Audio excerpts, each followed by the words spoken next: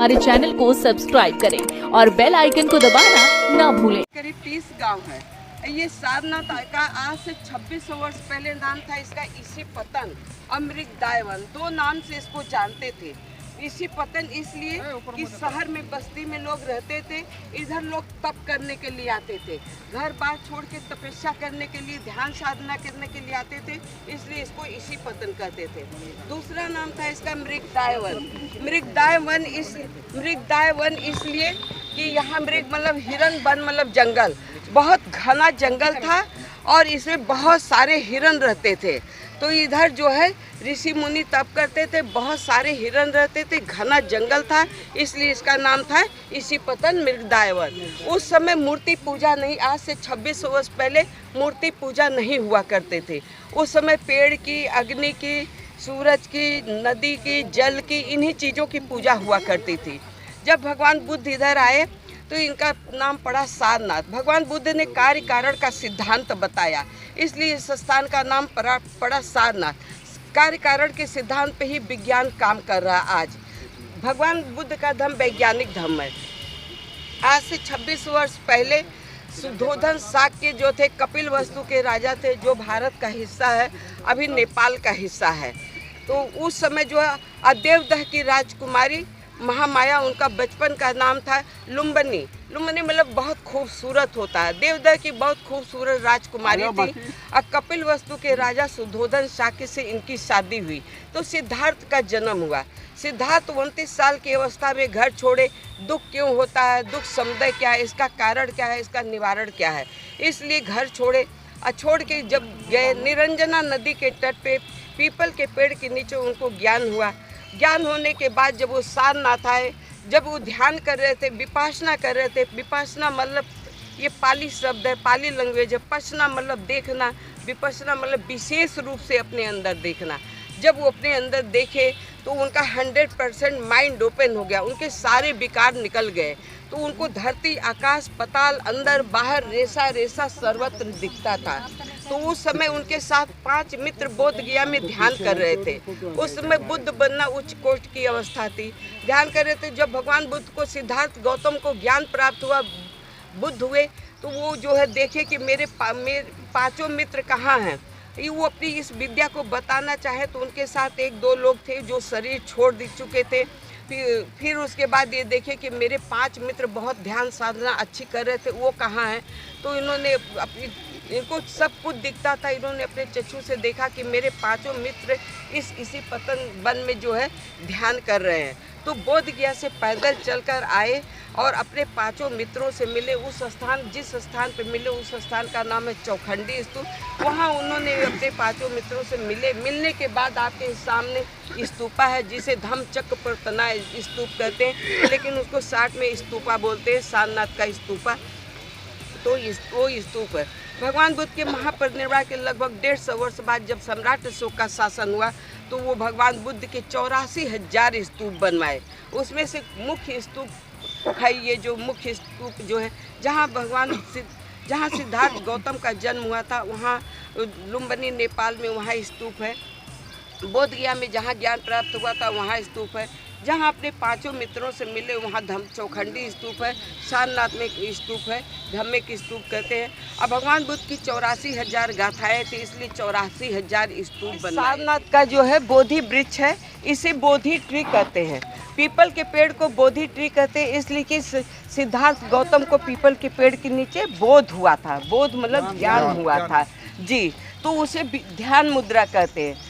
भगवान बुद्ध सिद्धार्थ गौतम उस समय जब बुद्ध नहीं बने तो पीपल के पेड़ के नीचे विपासना किए थे, तो इसलिए इसे जो दाहिना हाथ ऊपर बायां नीचे, इसे ध्यान मुद्रा कहते हैं।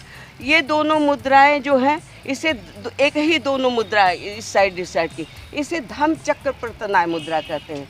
धम्मचक्र प्रतनाय मुद्रा इसलिए कहते हैं कि भगवान बुद्ध अपनी शिक्षाओं को यहीं, वो स्थान सामने स्तूपा दिखाई दे रहा है, उसी स्थान से भगवान बुद्ध अपने 5 मित्रों को जी अपनी शिक्षा, थ्योरी और प्रैक्टिकल दोनों करके बताए और सिखाए। तो वो स्थान में ना, वहाँ विदेशियों का 300 रुपया टिकट लगता है, भारतीयों का 25 रुपया, 5 रुपया म्यूजियम का, 20 रुपया स्तूपा का एक व्यक्ति का लगता है। तो क्योंकि भगवान बुद्ध यहीं से धर्म का प्रसार हुआ, इसीलिए धम्मचक्र प्रवर्तनाय कहते हैं। धम्मचक्र प्रवर्तनाय इसलिए कि भगवान बुद्ध प्रवर्तक है, संस्थापक नहीं।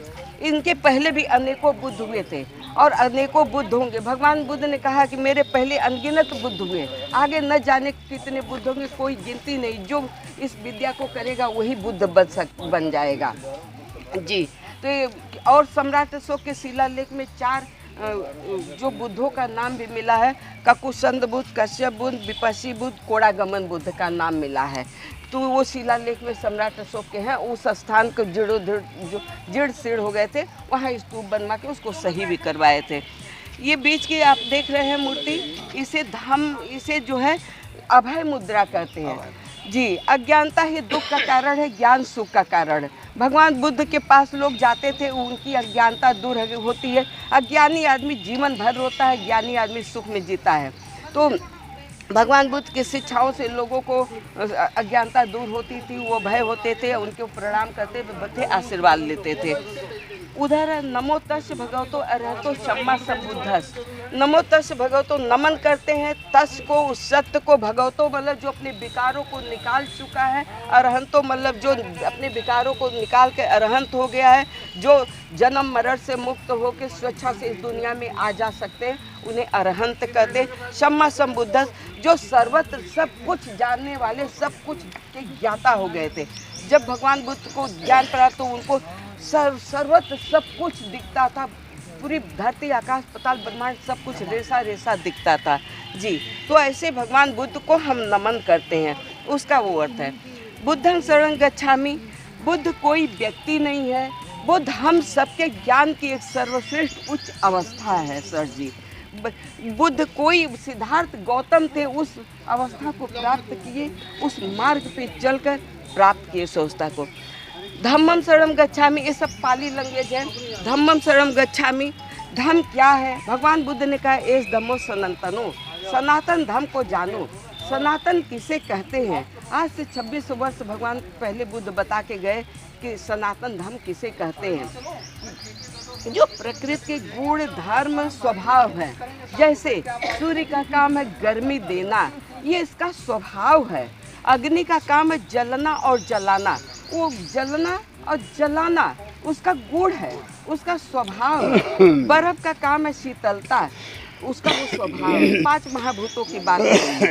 और जो जैसे पृथ्वी का काम है उत्पन्न होना, पृथ्वी पे अपना जीवन यापन करना, फिर नष्ट होना, ये करना, जो 5 तत्वों में जो विलय होता है। तो जो अग्नि के गुण हवा का काम है बहना सबको, जो गुण धर्म स्वभाव है इस प्रकृति के, जो अणु अणु पे कण कण पे धरती आकाश पाताल ब्रह्मांड सर्वत्र समान रूप से सब पर लागू होता है, उसे बुद्ध ने कहा इस धम्मो सनातनो, ये सनातन है, जो पहले भी था आज भी है और सदैव रहेगा। ठीक है। तीसरा है संघम शरणं गच्छामि। संघ क्या है? भगवान बुद्ध ने कहा मैं मार्ग दाता हूँ, मुक्ति दाता नहीं। अन्य जगह कहेंगे, जाएंगे तो कहेंगे आइए मुझे इतना पैसा दे दो, ये पूजा कर दूंगा, वो कर दूंगा, तुम्हारे सब दुख पाप कट जाएंगे, तुम खूब पाप पुण्य कुल करते रहो, तुम्हारे सारे पाप मैं काट दूंगा, इतना पैसा दे दो, मैं तुम्हारा पूजा कर दूंगा। बुद्ध ने कहा मैं मार्ग दाता हूँ, मुक्ति दाता नहीं। मैं रास्ता बताऊंगा, चलना तुम्हें पड़ेगा। भूख तुम्हें लगी है, रोटी मैं खाऊंगा, तुम्हारी भूख कैसे मिटेगी? प्यास तुम्हें लगी है, पानी मैं पीऊंगा, तुम्हारी प्यास कैसे बुझेगी? रोग तुमको हुआ है तो औषधि मैं खाऊंगा तो तुम्हारा रोग कैसे ठीक होगा? तो इसलिए तुम्हें वो मैं रास्ता बता रहा हूँ। जैसे डॉक्टर रास्ता बताता है दवा खाओ, आपके बदले में डॉक्टर दवा नहीं खा लेगा, आपको रोग है तो आप ही को खाना पड़ेगा। इसी तरह से मैं रास्ता बता रहा हूँ, आप उस पर चलो, आप भी बुद्ध बन जाओगे, बोधिसत्व बनोगे, बुद्ध बन जाओगे, पर चलना तुम्हें पड़ेगा सर जी। ठीक है। नमो बुद्धाय। आगे आइए चलते हैं। आप देखिए ये थाईलैंड देश का टेंपल है। यहाँ बहुत सारे टेंपल हैं, चीन, Japan, Korea, Burma, Tibet, Cambodia, Vietnam, Sri Lanka, बहुत सारे इधर टेंपल हैं। तो ये थाईलैंड का टेंपल है। इसे थाई टेंपल कहते हैं क्योंकि इसे थाईलैंड देश के लोगों ने बनवाया। तो यहाँ थाईलैंड देश के लोग आते हैं, यहाँ वो लोग भगवान बुद्ध की शिक्षाओं को दोहराते हैं, याद करते हैं, करके उस मार्ग पे चलने का प्रयास करते हैं। तो आप लोग अंदर जाइए, अपना प्रेरणा लीजिए और आइए। छोड़ दीजिए, बहन जी मायावती 4 बार मुख्यमंत्री रही, कभी नहीं आई इधर, एक बना दी होती तो भी जो है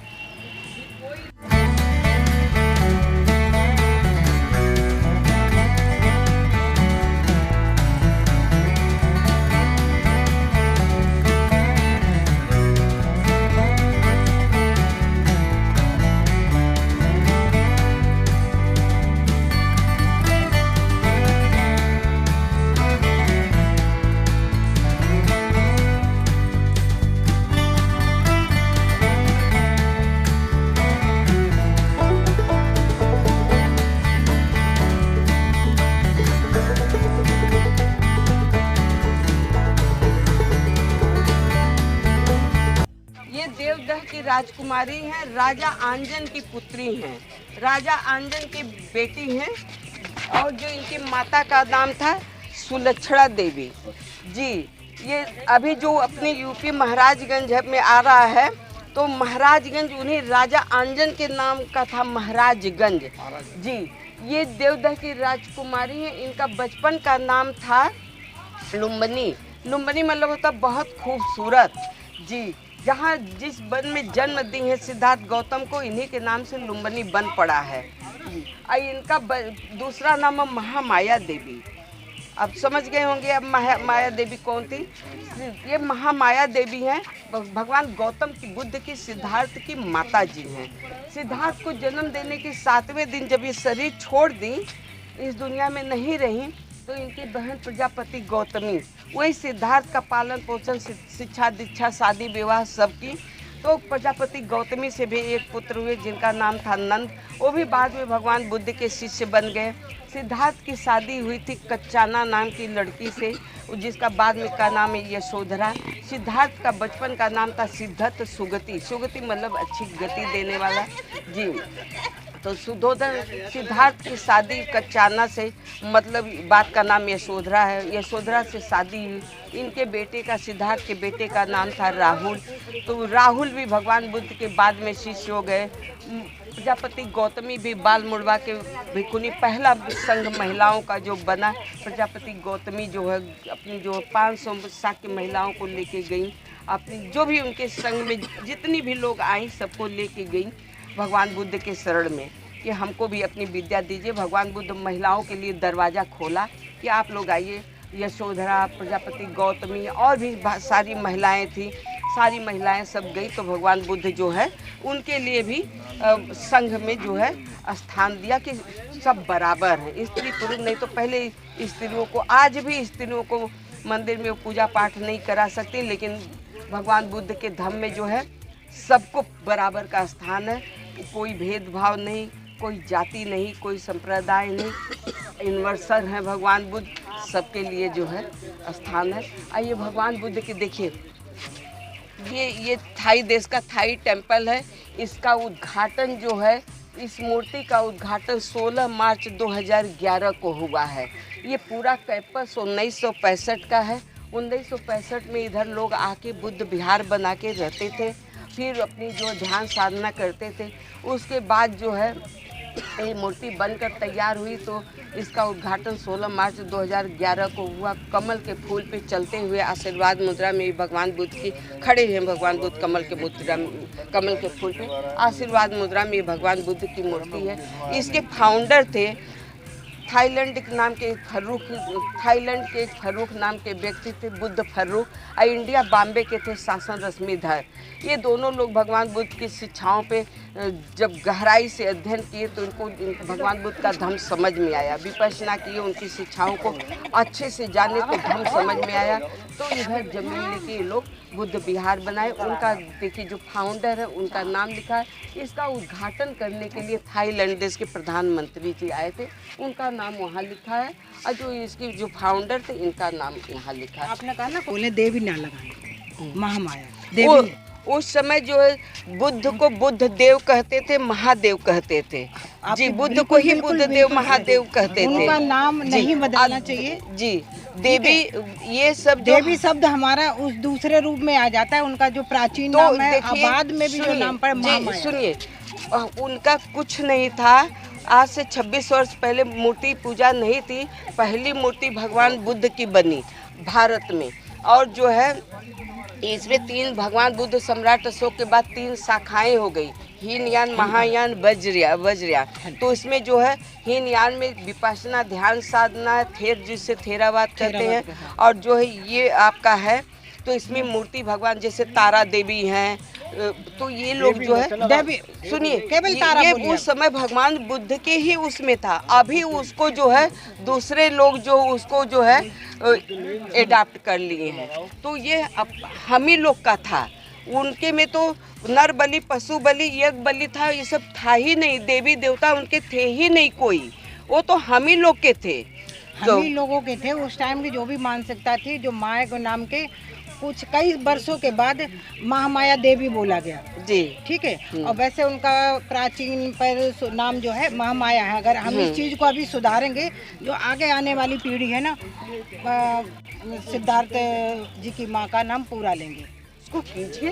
भगवान बुद्ध का नाम यूनिवर्सल है, जो है लाइट ऑफ एशिया कहते हैं। तो छोटी बात है, लाइट ऑफ यूनिवर्सल, समझ गए ना। अब भगवान बुद्ध ने ये तो संप्रदाय हो गया है। बहुत धर्म कह के देंगे संप्रदाय हो जाएगा। बुद्ध ने हमको धम्म दिया है।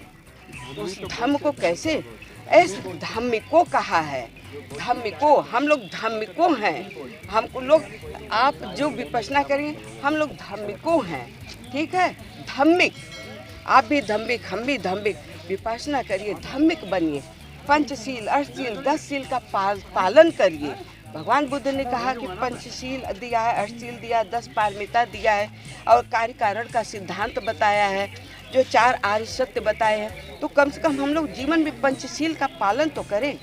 पंचशील का पालन को करेंगे, गुटखा, तम्बाकू, सुर्ख ऐसे करेंगे और कहेंगे मैं बुद्ध को फॉलो करता हूँ, मैं बुद्ध को मानता हूँ। अष्टशील को फॉलो नहीं करते हैं और कहते हैं मैं बुद्ध को मानता हूँ। कहते 10 पारमिता का पालन नहीं करते, कहते मैं बुद्ध को मानता हूँ। क्या मानते हैं आप? बुद्ध की क्या मानते हैं? बात नहीं मानते। उनकी शिक्षाओं को आप फॉलो तो करो, चलो तो उस पे चलो। जैसे आप विपश्यना की चल रही है, उस मार्ग पे चलिए, तो उनके मार्ग पे बताए हुए तब ना। वो जैसे आप अपने माता पिता को कहते हैं खूब मानते हैं, वो जो बताए उनकी एक भी बात मत सुनिए और कहिए कि मैं माता पिता मानता हूँ। और लड़ाई कहिए कि मैं, मेरे माता पिता हैं, प्रॉपर्टी का मालिक मैं हूँ, और उनको मानिए नहीं। इसीलिए माँ बाप दुखी है कि बेटा बेटी जो उनकी एक भी नहीं सुनते हैं, उनका जो सेवा करना चाहिए नहीं करेंगे और कहेंगे कि मेरा भी हक चाहिए। मैम, आपने जो है ये देवी पे एक प्रश्न किया मैम से, और मेरे ख्याल में ना तो आप सेटिस्फाई हो पाई, ना आप सेटिस्फाई हो। इसको क्लैरिफाई कीजिए। क्लैरिफाई मैं इसलिए कह रही हूँ, मैंने त्रिपिटक पढ़ा हुआ है, ठीक है। और त्रिपिटक में सिद्धार्थ गौतम बुद्ध की माँ का जो नाम है महामाया बताया गया। और जो मैं लिखी हुई बात है उसी को सच मान रही हूँ, और जो कोई करते मैं वो ही बताने का नाम करती हूँ। कई बुद्ध कथाएं भी होने लगी जिसमें देखिए राग और गानक देव महामाया देवी के नाम से करते थे, फिर हम उसी रूप में आ जाएंगे। सोसाइटी के इधर मेंबर लोग रहते हैं, थाईलैंड देश के लोग आते हैं, डोनेशन देते हैं, इसी से सारा मैनेजमेंट होता है जी। ये जो फाउंडर हैं, इसके उनका वहाँ नाम लिखा हुआ थाई में, इंग्लिश में, हिंदी में। एक बार भगवान बुद्ध जंगल में ध्यान करने के लिए जा रहे थे, तो उनको लोगों ने कहा कि इस जंगल में मत जाइए, बहुत विषैले सांप रहते हैं, बहुत विषैले जीव जंतु रहते हैं। उन्होंने कहा ठीक है, कोई बात नहीं।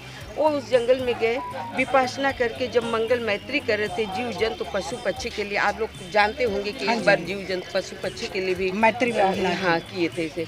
तो जब कर रहे थे उसी समय तेज बारिश होने लगी। जब बारिश होने लगी तो पीछे से नाग आकर उनको जो है इस तरह से छाया दिया।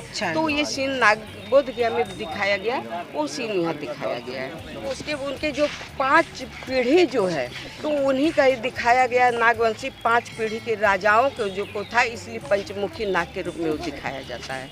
ये है, ये भी इसे पाली में धम्म चक्र कहते हैं। जी जी जी। इसे पाली में धम्म चक्र कहते हैं।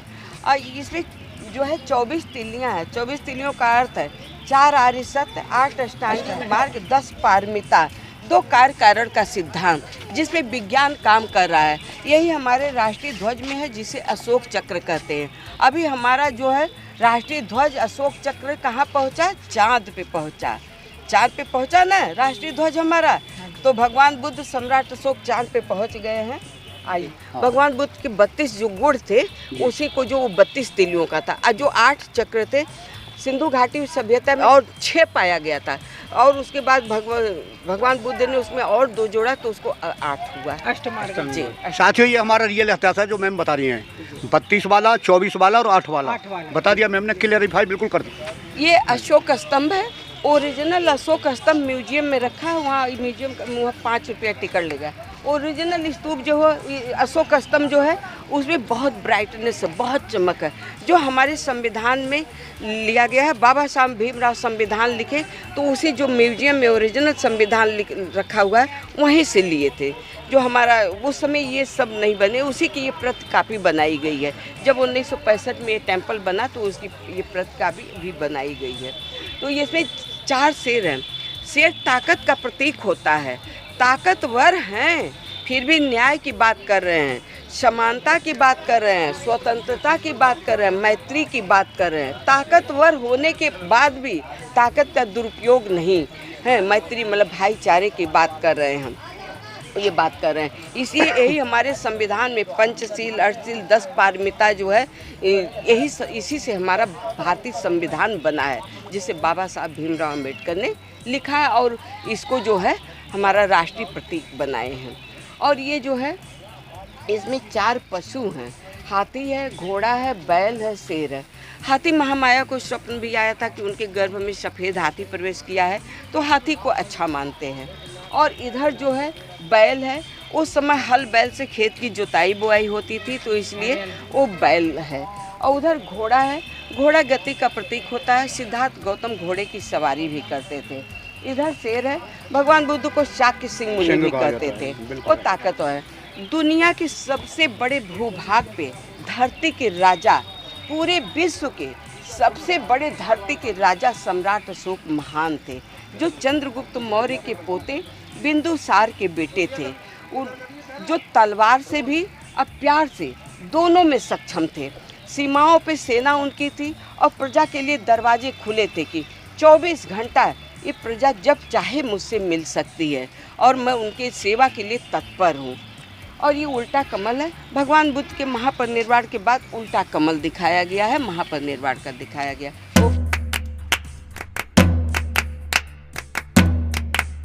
ये बोध गया का सीन दिखाया गया है।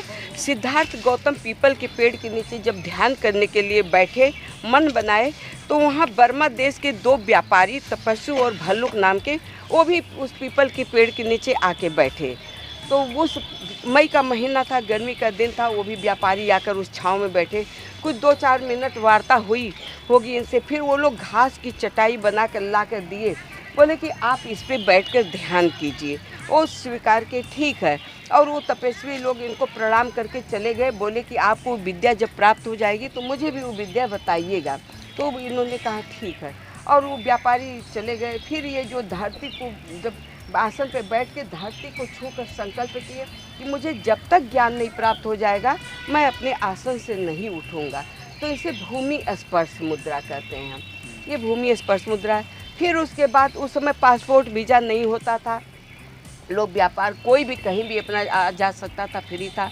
तो फिर वो बर्मा देश के दोनों व्यापारी तपस्वी और भल्लुक आए, तो गांव में पता किए कि भाई यहाँ एक तपस्वी तप करने के लिए बैठे, तो क्या वो बुद्ध बन गए? तो लोगों ने कहा हाँ भाई वो बुद्ध बन गए, बुद्ध देव हो गए, महादेव हो गए। तो वो तपस्वी, वो व्यापारी तपस्वी भल्लू इनको खोजने लगे कि वो कहाँ हैं, क्योंकि वो बुद्ध बनना उच्च कोट की अवस्था उस ज़माने में थी। तो फिर ये अपना जो है मूर्ति पूजा उस समय नहीं हुआ करती थी। तो उसके बाद ही व्यापारी इनको खोजने लगे। खोज कर उनके पास गए और उनको चावल का शहद का लड्डू लाए थे, अपनी पोटली में इनको दिए खाने के लिए और फिर इनसे याचना किए कि हमको भी अपनी वो विद्या सिखाइए। तो इन्होंने स्वीकार किया और जो है उनको अपना विद्या बताए और जो है इसके बारे पंचशील 10 पारमिता बताए। फिर वो विद्या प्राप्त करके वो व्यापारी बहुत खुश हुए, कहे अब मैं सीधे अपने देश जाऊंगा, अपने देश लोगों को ये विद्या बताऊंगा। और निवेदन भी किए कि आप वहाँ ज़रूर आइए, बुद्ध जी हैं। तो बोले ठीक है ये सब मेरा जो विपश्यना सिखाया हूँ तुम जाओ अपना विपश्यना लेके बताओ वो लोगों को वहाँ। तो वो व्यापारी गए। जाते समय हाँ जब जा रहे थे तो इनसे कहे कि भाई जब वो व्यापारी लोग जा रहे थे तो कहे कि मैं अपने देश जा रहा हूँ, मुझे कुछ अपनी निशानी दीजिए। तो ये जो अपने सर पे ऐसे हाथ फेरे, हाथ में 2 बाल आ गया, वो बाल को दे दिए। बोले लो भाई मेरे पास तो यही है। तो वो दोनों व्यापारी उस बाल को अपना, उस समय सोना चांदी हीरा मोती भारत सोने की चिड़िया था, व्यापार होता था, उस बाल को लेके चले गए। तो बर्मा देश के पहाड़ की चोटी पे पगोड़ा बना है, बहुत ऊंचा पगोड़ा। वहाँ के राजा को बताए, सभी लोग इकट्ठा हुए, बहुत बड़ा पगोड़ा बना। आज भी वहाँ पूजा होती है, बुद्धदेव महादेव। भगवान बुद्ध का धर्म पूरी दुनिया में गया, चाइना में भी गया। तो वहाँ भगवान बुद्ध की शिष्य उनके शिक्षाओं का बहुत अच्छे से अनुसरण करते थे। तो अभी अरहंत भिक्खु हो गए थे। अरहंत भिक्खु जी। तो जब एक गांव में जाते थे उस समय टॉफी बिस्किट का ज़माना नहीं था। गांव में जाते तो जंगल से फल फूल लेके जाते थे अपनी पोटली में भिक्षाटन करने के लिए। इनके हाथ में भिक्षा पात्र देख रहे हैं, बाल भी मुड़ा देख रहे हैं। इसी तरह से जब गांव में भिक्षाटन के लिए जाते थे तो बच्चों को वो फल फूल देते थे। बच्चे खूब खुश होते थे, अरहंत भिक्खु थे। बच्चे जो भी संपर्क में जाएगा खुशियाँ मिलेगी ही। तो फिर बच्चे भी खूब एंजॉय करते थे, ये भी बच्चों से खूब एंजॉय करते थे और कहते थे लाफिंग बुद्धा आ गया, लाफिंग बुद्धा आ गया। तो ये लाफिंग बुद्धा है जी। वो देखिए कुछ लुम्बिनी का सीन दिखाया गया है। सिद्धार्थ गौतम ऐसे ही खड़े पैदा खड़े हुए, वो ऊपर जो है सिद्धार्थ ऐसे ही खड़े पैदा हुए थे। और ये बोध गया का सीन दिखाया गया है। बोध गया में ध्यान मुद्रा का दिखाया गया। ये जो आगे श्रीलंका देश का टेम्पल है जहाँ 5 शिष्यों को अपनी शिक्षा दे रहे हैं। जो उनके 5 शिष्य थे उनका नाम था कौंडन, अश्वजीत, भद्दी, वप, महानाम। उनके जो 5 शिष्य थे जिनको पहली शिक्षा दिए थे। ये कुशीनगर महापरिनिर्वाण का सीन दिखाया गया है जी सर जी। लेटे हुए, हाँ लेटे हुए। भगवान बुद्ध जिस अवस्था में लेटते थे, सोते भी तो भी जिस अवस्था में सोते थे उसी अवस्था में सुबह होता था। वो करवट नहीं बदलते थे, एक ही अवस्था में जो है। सबसे ज़्यादा भगवान बुद्ध जो श्रावस्ती में रहे हैं, 25-26 वर्षावास किए हैं। 2 बिगार माता के बुद्ध विहार पे किए हैं और 24 वर्षावास चेतमन बुद्ध विहार में किए। अच्छा, यहाँ पे भगवान बुद्ध जो है आषाढ़ की पूर्णिमा के दिन अपना ज्ञान दिए थे, तो उसे आषाढ़ी पूर्णिमा कहते हैं। अब भगवान बुद्ध का जन्म जो है मई की वैशाख की पूर्णिमा को हुआ था। उनको ज्ञान भी मई की पूर्णिमा को हुआ था। उनका महापरिनिर्वाण भी मई की पूर्णिमा को हुआ था। तीनों घटना एक ही तिथि को घटी थी। तो जितने बुद्धिस्ट कंट्रीज हैं बहुत उत्सव मनाते हैं। कैसे उत्सव मनाते हैं कि वो लोग बुद्ध विहारों में जाते हैं, भगवान की कही हुई बातों को याद करते हैं और विपासना करते हैं। और जो ज़रूरतमंद हैं उनको जो है कुछ जो उनकी ज़रूरत के बच्चे हैं उनको कापी किताब पेंसिल रबड़, जो बड़े बुजुर्ग हैं उनके लिए जो कुछ ज़रूरत की चीज़ें देते हैं। फिर 3 घटना एक साथ घटी। भगवान सिद्धार्थ का जन्म भी खुले आसमान के नीचे हुआ था। उनको ज्ञान भी खुले आसमान के नीचे हुआ था। उनका महापरिनिर्वाण भी खुले आसमान के नीचे होता। 29 साल की अवस्था में घर छोड़े, 45 साल तक अवस्था लोक कल्याण के लिए अपनी शिक्षाओं को लोगों को बांटते रहे। लोगों की अज्ञानता दूर होती रही, लोगों के जीवन में सुख आए। जैसे आज विपश्यना जो गोयंका गुरु जी बर्मा देश से हाँ भारत में लाए हैं, अभी शुद्ध रूप से वो विपश्यना काम कर रही है। तो उसको हम लोगों को करना चाहिए, एक बार देखना चाहिए विपश्यना विद्या को। ठीक है, आगे बढ़ो।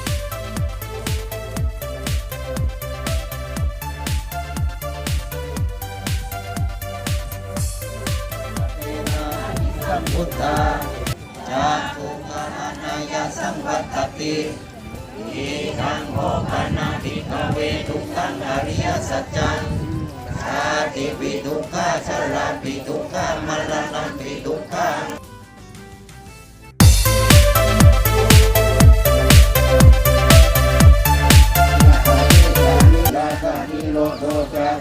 ตินิสสโกมุตติอนาลโยเยดังโภปันนาภิกขเวทุกานิ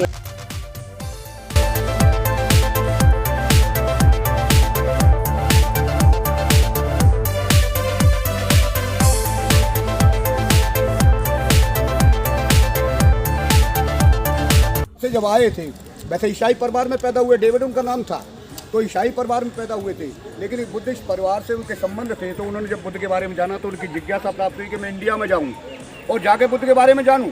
तो वो इसी जंगल में आए थे, और इसी जंगल में जब उन लोगों को पता लगा, जो मुझे वहाँ कह रहा था कि यहाँ विवादित बात मत करो, सैल कुमारी शाक्य को कह रहा था कि यहाँ पर सनातन के खिलाफ मत बोलो, हैं, जबकि बुद्ध का धम्म है ऐस धम्मो सनत तनो। ये सारे शब्द हमारे से चुराए हुए हैं, लेकिन वो अब हमारे लिए ही विदेशी से प्रतीत होते हैं। खैर, तो जब वो यहाँ पर आए तो उन धम्म के विद्वेषियों ने इतनी मार लगाई उन पर, इतने लठ पेले कि 3 दिन के बाद तो उन्हें होश आया था। तब वो दोबारा लंका गए और लंका जाकर अपनी सरकार से उन्होंने शिकायत की। वहाँ से संरक्षण, हमारे प्रधानमंत्री से बात हुई, तब जाकर उनको संरक्षण प्राप्त हुआ। उन्होंने कोर्ट में केस दायर किए, तब जाकर के साथियों उन महापुरुषों की कुर्बानी के कारण हमारे धर्मस्थल जमीन से निकाले गए हैं। ये तो 85 फुट बता रहा हूँ। जब आप महाविहार देखेंगे वहाँ का, गया का, तो आप दंग रह जाएंगे। खैर, वहाँ जब पहुँचेंगे तो वहाँ बताएंगे। तो ये धम्मे के स्तूप यही मेन जगह है यहाँ पर सारनाथ की भूमि पर। यहीं पर भगवान बुद्ध को 5 परिव्राजकों को उन्होंने अपने ज्ञान की अनुभूति जो उन्होंने प्राप्त की थी कि भाई दुनिया में दुख तो है, इसे कोई टाल नहीं सकता, लेकिन दुख को कम किया जा सकता है। इसलिए भगवान बुद्ध ने 4 आर्य सत्य, दुख क्या है, दुख का कारण क्या है, दुख का निवारण क्या है और निरागामी मार्ग क्या है, ये मैडम ने बताया था आपको। 24 तीली वाला 10 पारमिताएँ बताई, कितना हो गया 12, और 8 आर्य अष्टांगिक मार्ग जो दुख को दूर किए जा सकते हैं, उसका आदमी अनुसरण करे तो कितने हो गए, 12 8 और 4 22 हो गए। और 2 अतियाँ मैडम ने अपने शब्दों में बताई है, हम आपको समझाने की वजह से 2 अतियाँ बता रहे हैं। कबीर साहब ने भी कहा, अध का भला न बोलना, अध का भला न चुप, और अध का भला न बरसना, अध की भली चुप। तो हमें मतलब अतियाँ किसी चीज़ में नहीं करनी चाहिए। तो मेरे कहने का मतलब है सम्मानित धम्म यात्रियों, हाँ बस तो ये वही जगह है, हम इसको नमन करते हैं। बाबा साहब डॉक्टर अम्बेडकर की बदौलत हमें सब कुछ मिला। बाबा साहब डॉक्टर अम्बेडकर 25 नवंबर सन 1956 को जब सारनाथ की भूमि पर आए थे, यहाँ बाबा साहब के जब चरण पड़े थे, तो यहाँ के लोगों ने कहा कि बाबा साहब हमारे लिए क्या आदेश है। तो बाबा साहब ने कहा, गृहस्थों ने पूछा, विद्यार्थियों ने पूछा, भिक्षुओं ने पूछा, तो उन्होंने कहा मैं भिक्षुओं को तो आदेश दे नहीं सकता, उनको नमन करता हूँ। भिक्षुओं को मैं ये कह सकता हूँ कि 2 रास्ते मिलेंगे, एक तो मान की ओर जाएगा और एक सम्मान की ओर जाएगा। समझ रहे हैं हमारी बात को? एक मान की ओर जाएगा, एक सामान की ओर जाएगा। अब दूसरी भाषा में समझ जाइए कि अब तक हमसे दक्षिणा लोग लेते रहे, दूसरे कथित लोग, मैं उन्हें नाम लेना नहीं चाहूँगा, जबानगंदी नहीं करता मैं, जो हम लोग लुटते रहे।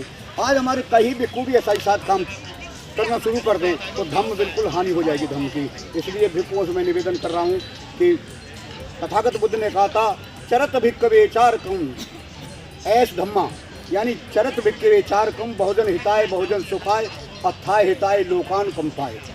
जाओ, चारों दिशा में चले जाओ, 2 इकट्ठे बन जाओ। ये धम्म ऐस धम्मा, आदि कल्याणम, मध्य कल्याणम और परसों कल्याणम। ये शुरू में भी कल्याणकारी है, बीच में कल्याणकारी है, और ये लास्ट में हमारे मरने के गिरने के बाद भी कल्याणकारी है। इसीलिए भगवान बुद्ध ने कहा ऐस धम्मो सनत तनो। समझ रहे हैं हमारी बात को? विषय वस्तु लंबी हो जाएगी तो बता रहा हूँ। बाबा साहब अम्बेडकर ने यहाँ गृहस्थों के लिए कहा कि जीवन में एक बार मैं 4 महातीर्थ घोषित कर रहा हूँ।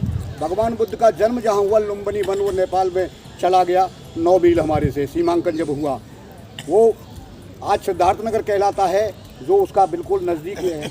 उनका हमारे ही इसी पावन भूमि में जन्म हुआ था बुद्ध का।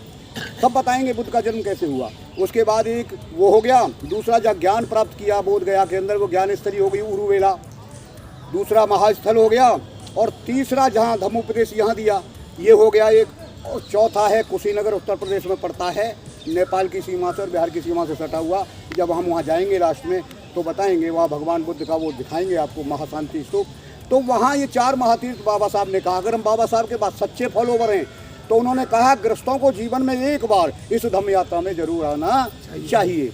और बाबा साहब ने अगली बात कही कि अगर मेरा ही संदेश मानते हो तो जीवन में एक बार चीवर धारण जरूर करना चाहिए, चाहे 1 दिन के लिए करें। मैं आपके सामने खड़ा हूँ, मैं 4 बार चीवर धारण कर चुका हूँ। एक महीने का चीवर धारण किया है मैंने, 10 दिन का भी चीवर धारण किया है मैंने, और 15 दिन का भी चीवर धारण किया है मैंने। खैर, आगे चलिएगा। तो ये बाबा साहब का कथन है, मेरा नहीं है। तो और उन्होंने कहा, विद्यार्थियों के लिए कहा कि यहाँ से 2 शिक्षा मिलेगी आपको, एक IAS, IPS, IRS, IAS, बड़े बड़े अधिकारी बना डालेगी आपको, क्योंकि आप 3 प्रकार का इतिहास पढ़ते हैं यहाँ। एक तो थोपा हुआ इतिहास पढ़ते हैं आप, और एक मतलब ये है, दोनों ही थोपे हुए हैं, चाहे वो एडमिनिस्ट्रेटिव हिस्ट्री है इस समय की, तो जिसकी सरकार होती है सिलेबस उसका होता है यहाँ पर, इसमें कोई शक नहीं है। जब आपकी सरकार होगी तो आपका सिलेबस हो जाएगा। तो हम जो पढ़ते हैं पढ़ते रहें। बचपन की एक घटना बता रहा हूँ, हमारे एक आचार्य थे, इंटर में जब था तो उनका हनुमान सूर्य को निकल गए। बोल मूर्ख क्या कहता है, वो बड़े मजाक टाइप के थे। हमने कहा जी कैसे निकलते हैं, बोला तेरे को, तेरे बाप को, तेरे बाप दादे को मानना ही पड़ेगा। समझे, मजाक करते थे। क्यों, हमारा देश का साहित्य ये है, समझे, जबकि ऐसा संभव है नहीं। खैर ये टिप्पणी हो जाती है। तो कहने का मेरा मतलब कुल मिलाकर के बात है, विद्यार्थियों को उन्होंने कहा यहाँ से एक प्रज्ञामयी शिक्षा होगी। और वो प्रज्ञामयी क्या है, बाबा साहब बुद्ध को जब प्रज्ञा प्राप्त हुई तो घर बार छोड़ डाला। बाबा साहब को जब प्रज्ञा प्राप्त हुई तो अपने आप को छोड़ दिया, अपनी पत्नी को छोड़ दिया, परिवार को छोड़ दिया। और काशीराम को जब प्रज्ञा प्राप्त हुई तो अपने उन्होंने परिवार ही नहीं बनाया। मायावती को प्रज्ञा प्राप्त हुई, कोई परिवार बनाया? तो सोचिए साथियों, हम कौन थे, क्या हो गए और क्या होंगे अभी। आओ विचारें बैठ करके ये समस्याएं सभी। आप सभी ने बड़े सम्मानपूर्वक भगवान बुद्ध की वो 5 कल्याणकारी बातों को, जो पंचशील के नाम से जानी जाती हैं, अपने जीवन में यदि 5 शीलों को आप ढालें, 3 शरण जो बुद्ध धम्म और संघ की बात की आपने, बुद्धम शरण गच्छामि में ज्ञान की शरण में जाता हूँ, उत्तम ज्ञान की मैं उत्तम धम्म की शरण में जा। मैडम बता रही थी धम्म में धर्म में बड़ा अंतर है। धर्म धारणाओं पर आधारित है जो हमें विरासत में मिला है।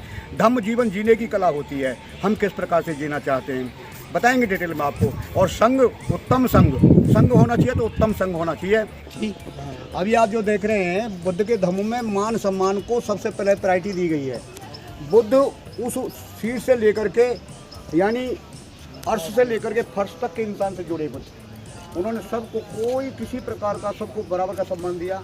मैं बताना ही चाहूँगा, ये मूल गंधकुटी बिहार था, भगवान बुद्ध का ही आश्रम था, जहाँ भगवान बुद्ध सामने वो जो है मेन जगह वहाँ बैठा करते थे, ठीक है ना। उसमें बाद में क्या हुआ, जब उनका संघ, भगवान बुद्ध के संघ में 1250 तक भिक्खु हुआ करते थे एक साथ। ये तमाम देख रहे हैं लाइन की लाइन।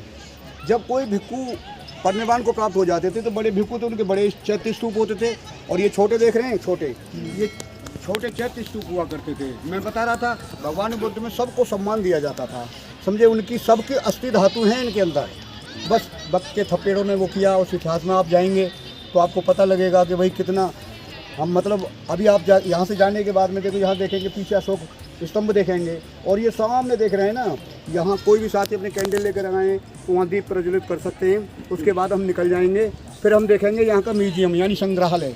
संग्रहालय के अंदर अगर आप गौर से देखेंगे तो इतिहास सारा जीवंत हो जाएगा कि बुद्ध को किस तरह बर्बाद किया गया है। कहीं उनका भुजा कटी है, कहीं नाक कटी है, कहीं सर कटा हुआ है। वो सारा जो ज़मीन में खनन में मिला है, कनिंघम और अनागारिक धम्मपाल के कारण। अभी अनागारिक धम्मपाल की प्रतिमा देखेंगे आप चल करके, सब जगह उन्होंने, मैं ये बात कह सकता हूँ कि जितना काम लंका के लोगों ने यहाँ किया है, भारत की भूमि पर जहाँ भगवान बुद्ध के चरण पड़े, कोई जगह ऐसी नहीं छोड़ी उन्होंने जहाँ पर कि मतलब अपने बुद्ध विहार नहीं बनाए हैं। और उसके बाद में चक्रवर्ती सम्राट अशोक आए हैं, उन्होंने कोई ऐसी जगह नहीं छोड़ी जहाँ उन्होंने चिन्हित किया है, वहाँ हर जगह बनाते चले गए। जैसा कि मैंने धम्मे के स्तूप के बारे में बताया था आपको।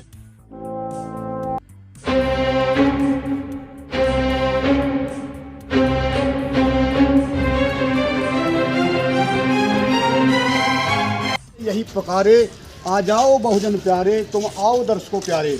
ये मैं किस बात पे कह रहा हूँ कि 1995 में जब मैं श्रावस्ती में आ जाता हूँ तो वहाँ पर कोई बाउंड्री वाल नहीं था, बड़ी गंदगी थी। और जब से आपने जाना शुरू किया है, जब से तुमने आना शुरू किए बदले दिन रात हमारे, तभी से टिकट लगाए। तो इस प्रकार से कुछ इतिहास प्रत्यक्ष रूप में मालूम होता है, कुछ अदृश्य हो चुका है।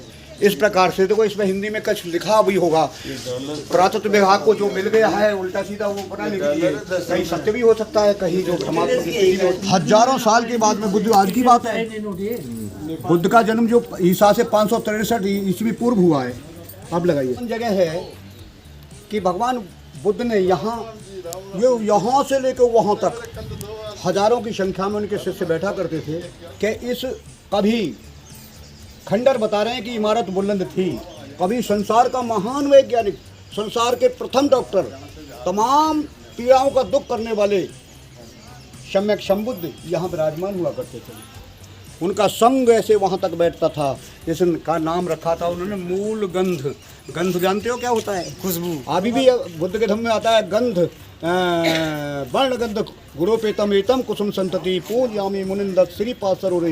ये दीप जो जलाया इसको आता है घनसारभ दितेन दीपनेतम धनसिनाथ लोक दीपम संबुद्धम पूजयामि तमोनिदम। जो हम अगरबत्ती जलाते हैं तो यहाँ मूल गंध, मूल माने जड़ यानी मूल माने मुख्य। भगवान बुद्ध का जो धम्म का सार है वो यहाँ परिभाषित होता था। भगवान बुद्ध सब बताते थे। यहाँ उनके प्रवचनों की इतनी गंध उड़ती थी, इतनी गंध उड़ती थी। और भगवान बुद्ध के ज़माने में जो आदमी चलता हुआ भी अगर रुक गया और बुद्ध को सुन लिया तो बुद्ध का होकर रह गया। आप god Buddha and his Dhamma written by doctor B R Ambedkar पढ़ेंगे तो सब कुछ आपको मिल जाएगा उसके अंदर। किस प्रकार से तपस्या के भल्लुक की कहानी मैडम बता रही थी, किस प्रकार से उनके यश जो कुमार था वो किस प्रकार से उनके और उनका 60 भिक्षुओं का संघ कैसे बना और 60 से लेकर के फिर हजारों में कैसे गया। तो ये वही पावन जगह है। हम एक बार नहीं, 2 बार नहीं, 3 बार इसको नतमस्तक होते हैं। जो इतना बड़ा मगध जो राजधानी था 2500 वर्ष पहले रहने के बाद कैसे नष्ट हुआ, क्या हो गया यहाँ से? देखिए आज क्या देख रहे हैं आप कुछ कर पा रहे हैं? आप कुछ कर पा रहे हैं? अगर ये क्वेश्चन मैं पत्रकार महोदय आपसे ही कर दूं कि हम रह करके ना रोने की इजाज़त है ना इजाज़त फरियाद की। आज वही स्थिति हमारी बनी है, ना रोने की इजाज़त है, इजाज़त ना फरियाद की। अरे घुट करके मर जाऊं ये मर्जी मेरे सैयाद की। घुट करके ही मर रहे हैं, हम कुछ कर पा रहे हैं क्या? अब सोचिए आज हम इतने डॉक्टर अम्बेडकर पैदा हो गए, बाबा साहब की रहनुमाई से लाखों लोग हम पढ़ लिख गए, तब तो मेरा समाज बिल्कुल अनपढ़ था। हैं बाबा साहब डॉक्टर अम्बेडकर अकेले लड़ रहे करोड़ों लोगों से। तो जो आपने मेन क्वेश्चन पूछा है सो मैं बता देता हूँ। कुछ तो वक्त के थपेड़ों की मार, कुछ धम्म के विद्वेषों की मार, और जिस चीज़ को हजारों साल से उपेक्षित किया गया, मैं अपनी लाइन में कहना चाहूँगा सदियों से हम रहे उपेक्षित। ये ईंटें कह रही हैं आपसे, सदियों से हम रहे उपेक्षित, जमीन में गड़े हुए थे, समझे। और लोग हम पे क्या क्या नहीं करते थे, क्या क्या नहीं करते थे। हम तो सारे ज़मीन के अंदर गड़े हुए थे। ये तो धन्य हो बाबा साहब डॉक्टर अम्बेडकर, धन्य हो वो हमारे महापुरुष महात्मा ज्योतिबा फूले, माता सावित्रीबाई, धन्य हो मानवर कांशीराम साहब। और मैं तो धन्य विदेशी लोगों को भी देना चाहूँगा, पुनः उनको धन्यवाद देता हूँ अनागारिक धम्मपाल और कनिंगम साहब के लिए कि उन्होंने मूल इतिहास। आप सोच रहे होंगे मूल इतिहास हमें भारत से मिला? नो नो नो, भारत में तो बिल्कुल समूल नाश कर दिया गया। अब आप पत्रकार महोदय पूछ रहे हैं किसने किया? अरे जान करके भी आप पूछ रहे हैं आज कौन कर रहा है, बस समझ जाइए। और मैंने जो शब्द कहा है कि न रोने की इजाज़त है, आप सत्य बोलेंगे तो देखिए एक अदना सा आदमी शंखशाह पर मेरा विरोध कर रहा है, यहाँ आप कोई भी ऐसा शब्द नहीं बोलेंगे जो मतलब ये यानी वो उसको मूल संस्कृति समझ रहा है। अरे मूल संस्कृति जो हम करते रहे वो हमारी नहीं है, जो हम पढ़ते रहे वो हमारा नहीं है, जो हम संस्कार करते रहे वो हमारा नहीं है, हमारा तो कुछ और ही था। तभी इतना बताया हमें बाबा साहब डॉक्टर अम्बेडकर। इतना सब कुछ था तो नरसंहार कैसे नष्ट हो गया, नस्तानाबूद कैसे? बता तो रहा हूँ मैं। इसके कई देखिए, जिस धम्म का कोई पुरोधा प्रचारक नहीं होता वो धम्म स्वतः ही नष्ट होता है। जिस धम्म के मूल में कोई सत्यता नहीं होती वो अपने आप ही नष्ट हो जाता है। और जिस धम्म के समर्थक कम और विद्वेषी ज़्यादा हो जाए तो वो धम्म भी नष्ट हो जाता है। अब कारण कौन सा आप एक्सेप्ट करेंगे ये आपके ऊपर डिपेंड करता है, आपकी बुद्धि पे डिपेंड करता है। इसको नुकसान पहुंचाने में जहां भिक्षुओं को 100-100 दीनार दे करके काटा गया हो पुष्यमित्र सिंह के द्वारा, ये इतिहास कह रहा है, मैं नहीं कह रहा हूँ। यहाँ हमारे मगध को बिहार बना दिया गया हो और हमारे तमाम मौर्य सम्राटों को दशानन के रूप में दिखाया जाता हो, सारी संस्कृति उलट पलट कर दी हो, फिर भी आप पूछते हैं कि हमारा धम्म कैसे पतन हुआ, समझे। ये सारा कारण इसमें छुपा हुआ है। इसलिए मैंने एक शब्द कहा था, दोबारा कहता हूँ, हम कौन थे ये क्या है, हमारा पास्ट है। हम कौन थे क्या हो गए ये क्या है, हमारा वर्तमान है। और क्या होंगे अभी ये हमारा फ्यूचर है। हमें 3 काल का जब ज्ञान ही नहीं होगा हम कौन थे, हम क्या हो गए और क्या होंगे, अभी आओ बेचारे बैठ करके ये समस्याएं सभी आपने सोच लिया बहुत भिक्षु ही सारा धर्म का प्रचार कर देंगे। नहीं, नेमपाल सिंह जैसे बोधाचार्य आपको ट्रेनिंग लेकर के बनना पड़ेगा। मैंने ट्रेनिंग ली और 3 रिजल्ट कायम किए मैंने एक साथ में। मैं केंद्रीय शिक्षक भी हूँ, मैं श्रामणेर भी हूँ, मैं बोधाचार्य भी हूँ। ये हमारी जो बहन बेटियाँ खड़ी हैं, उपासकाएँ खड़ी हैं, इनको समझाइए आप। हर आदमी धम्म का प्रचार करेगा तब ये धम्म आगे चलेगा, वरना तो ना रोने की इजाज़त है, इजाज़त ना फरियाद की। घुट करके मर जाना, ये मर्जी मेरी सैयद की। इससे ज़्यादा मैं और क्या आपको कहूँगा। बौद्ध धर्म को यहाँ से समूल नाश कर दिया गया और ये इतिहास यहाँ से भारत से नहीं मिला है। जब बाबा साहब 4 विश्व बौद्ध सम्मेलन में गए थे, रंगून में हुआ, बर्मा म्यांमार में हुआ, नेपाल में हुआ, लंका में हुआ और चाइना में हुआ, तो चाइना में जब बाबा साहब को बोलने के लिए खड़ा किया गया तो बाबा साहब ने कहा था चाइना वाले लोगों से कि बौद्ध धर्म को आप यहाँ टटोल रहे हैं, यहाँ पल्लवित करना चाहते हैं, आप तो टोटली बौद्ध धर्म के फॉलोवर हैं। इस बौद्ध धर्म की जो जड़ें हैं वो भारत में पेवस्त हो रही हैं। पतझड़ हो गया है वहाँ पर धर्म विद्वेषियों के द्वारा, समय के नज़ारे के द्वारा, लेकिन उसकी जड़ें आज भी मौजूद हैं। अगर वहाँ पानी दोगे तो ये पल्लवित हो जाएंगी। तो बाबा साहब चीनी भाषा में, आपने फाइयान और उसका नाम सुना है हुइनसांग का, वो यहाँ 2 पत्रकार आए थे, चीनी यात्री आए थे और सारा इतिहास कलमबद्ध ले गए थे। लास्ट की लाइन बताना चाहता हूँ, आपने स्तूपों के अलावा चौकोर ढांचे भी देखे हैं। उस ज़माने में ये ईंटों का बनता था और उसके ऊपर काष्ठ निर्माण होता था, यानी लकड़ी का निर्माण होता था। आप श्रावस्ती में भी ऐसा ही देखेंगे, सब जगह ऐसा ही देखेंगे। इन्हीं तमाम बातों के साथ मैं आपको कह रहा हूँ कि हमारा इतिहास क्यों नष्ट हुआ, ये आपका प्रश्न है, मेरा नहीं है। आप बिचारिए, मुझे तो चिंता रात दिन लगी रहती है। मैं रो रहा हूँ संकिसा को देख करके। जो संकिसा जैसा मैंने देखा था पहला वैसा है ही नहीं।